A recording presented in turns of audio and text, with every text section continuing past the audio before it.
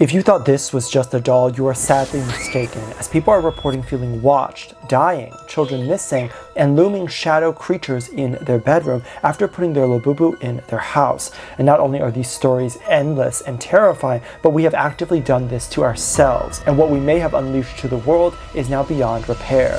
But before we get into that, we need to talk about where this came from and why people all around the world are saying the same haunting story. In 2015, Labubu, a now valued $500 million company, was just a thought, with even the creator Kasing Lung having no idea how big it would become or whose lives it would change forever. Kasing kept developing the character until he landed on one that had a dark, long smile, sharp teeth spilling out of its mouth, and wide, big red eyes, meant to give monster vibes, making many feel like this was a character for their nightmares. The origins of Labubu run deeper than just a playful toy. Kasing Lung, born in 1972 in Hong Kong, was uprooted as a child and moved to the Netherlands, a place where the shadows of Nordic forests and ancient myths whispered in the pages of the storybooks he devoured. Without the distractions of video games or digital media, young Kasing found refuge in drawing. His pen conjured creatures from the foggy realms of folklore, elves, spirits, and monsters that lurk just beyond the edge of the known world. These early influences seeped into his soul, shaping the eerie yet enchanting universe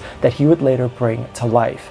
But around 2019, 4 years after the brand was created, the brand collaborated with Pop Mart, introducing themselves to the world as fun little creatures that were just meant to further play on a story, with Kasing Lung mentioning he had always had a love of ancient European fairy legends.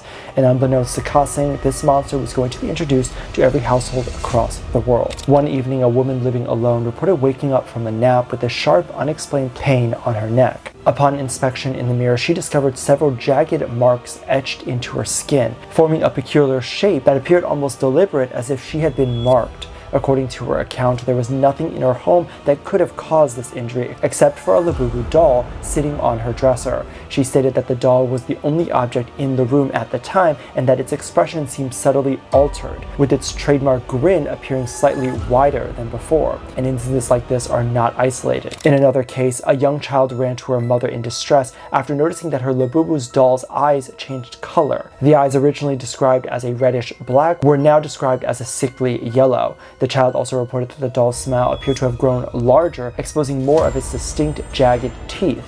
The mother corroborated the change in the doll's appearance, noting an uncomfortable chill in the room at the time. There have been multiple anecdotal reports from Labubu owners describing similar unsettling experiences. Some claim to have found their doll in different positions than they were when they were left, while others reports a persistent feeling of being watched while they were sleeping, to even strange and extremely unlucky things happening only after getting the doll, from family members passing away, their cars being fully broken down, and other unexplainable things happening just literally days after the doll was welcomed into their home. Many report from young kids even saying they're having severe nightmares after seeing the doll or having the doll in their room, with all these contributing to Labubu's reputation as more than just a collectible toy. In another one, a teenager in Singapore claimed that her Labubu doll would emit a faint, high-pitched giggle in the middle of the night, even though it contained no electronic part. She eventually locked the doll in a closet, only to find it the next morning upright on her bed facing the door. But it doesn't end there, as all the way across to Germany, one recounted how her Labubu doll seemed to have attracted swarms of insects to her apartment, despite her home being spotless. She described waking up to find dozens of moths clustered around the doll, as if it was drawn to it by some unseen force. There are even accounts from pet owners who say their cats and dogs refuse to enter the room where the Labubu doll is present. Some pets have been observed growling or hissing at the toy, backing away with their fur standing on end.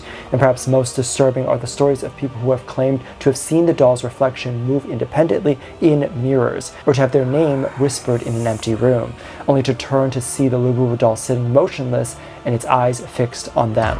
Many reports from young kids even report having severe nightmares after seeing the doll or having the doll in their room. So how likely are these stories, and are these stories even remotely real? The way we can dive into that is we need to dive back into the origin story, with the key to this story to be answering what is Nordic folktale and what was the inspiration behind Labubu, and was it really that dark? We need to look at what Nordic folktale actually is.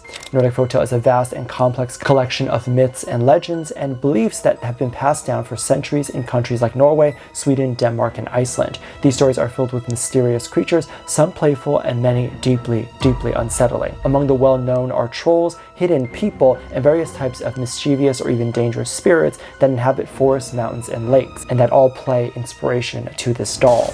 Trolls, for example, are often depicted as large, grotesque beings who live in the wilderness and are known for causing trouble for humans. They can be both comical and terrifying, sometimes stealing livestock or even children, and are often used in stories to explain strange happenings in remote areas. Then there are the Nisei or Tomate, small elf-like creatures who live on farms. While usually helpful, they are notorious for turning vengeful if disrespected, causing mischief, breaking things, or even delivering mysterious injuries to those who cross them, with many, including myself, thinking a lot of the inspiration behind Labubu could be from trolls.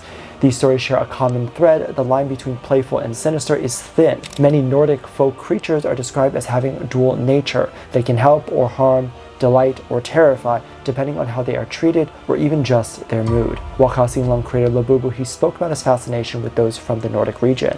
Labubu's design, a small fuzzy creature with a mischievous grin and sharp jagged teeth, echoes the unpredictable nature of these folk beings. So are the stories about Labubu dolls coming to life or causing harm real? There's no concrete evidence, but the fact that Labubu dolls were inspired by creatures known for the mischievous and unpredictability certainly adds a layer of intrigue and unease to the phenomenon.